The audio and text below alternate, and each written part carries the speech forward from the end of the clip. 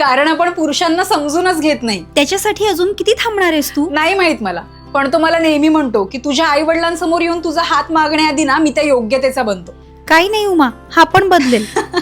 अगं हसतीयस काय तू? विश्वास हवा ग नात्यात. तो बोलत नाही, पण त्याची माझ्यासाठीची मेहनत दिसते मला. तुझा इतका विश्वास का त्याच्यावर?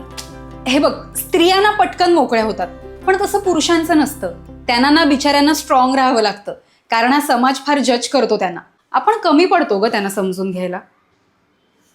काय ग, काय झालं ग? माझ्या अपेक्षांचं ओझं मी नेहमी माझ्या नवऱ्यावर टाकून देते. मी कधी त्याचा विचारच केला नाही. मीही आधी अशीच होते, पण नंतर माझ्या आयुष्यात व्यंकटेशा आणि बळी आले आणि माझे विचारच बदलले. व्यंकटेशा आणि बळी कोण?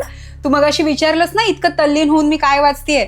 हे बघ, व्यंकटेशा आणि बळी या दोन्ही कादंबऱ्यांचे नायक आपल्याला कमिटमेंट कशी असावी ना हे शिकवतात. या पहिल्या कादंबरीत काय आहे सांग ना. तिरुपती बालाजींच्या अवताराचे रहस्य उलगडणारी ही कादंबरी व्यंकटेशा. प्रेम, विरह, ओढ, कर्तव्य हे साक्षात नारायणालाही चुकलं नाही.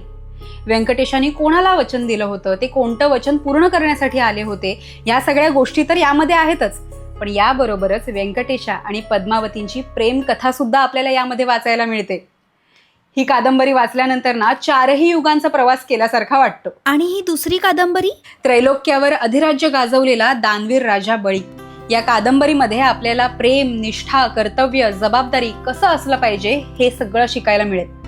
तुला माहितीये, आपण म्हणतो इडापिडा टळो, बळीचं राज्य येऊ. मग हे बळीचं राज्य एक्झॅक्टली होतं तरी कसं, हे सुद्धा तुला या कादंबरीमध्ये वाचायला मिळेल. मस्तच ग. मला कुठे मिळतील या कादंबऱ्या? अगं अमेझॉनवर. आणि आता ना त्यांची कॉम्बो ऑफर चालू आहे. अमेझॉनवर जा आणि सर्च कर बळी व्यंकटेशा कॉम्बो. आणि हो, लेखिका अंजली दासखेडकर यांच्या या दोन्ही अप्रतिम कादंबऱ्या आहेत. लगेच ऑर्डर कर. आणि तुम्ही सुद्धा नक्की वाचा बळी आणि व्यंकटेशा.